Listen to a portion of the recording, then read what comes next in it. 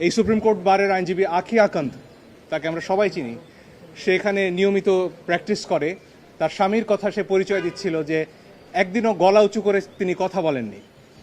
শেরপুরে ছিলেন, তার সন্তানকে স্নান করাচ্ছিলেন দুপুরবেলা, 100 পুলিশ এসেছে, তাকে ধরে নিয়ে গেছে, গায়ে কাপড়টা দেওয়ার সুযোগ দেওয়া হয়নি।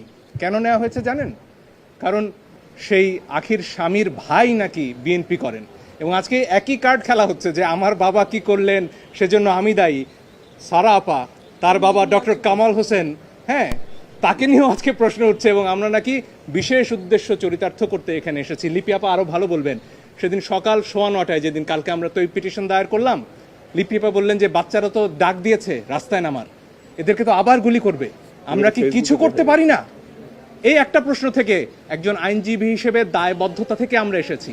আধা ঘন্টার মধ্যে পিটিশন ড্রাফট করে আমরা বলেছি যেভাবে পারে যে পারে যেন এই গুলিটা থামানোর চেষ্টা করা হয়।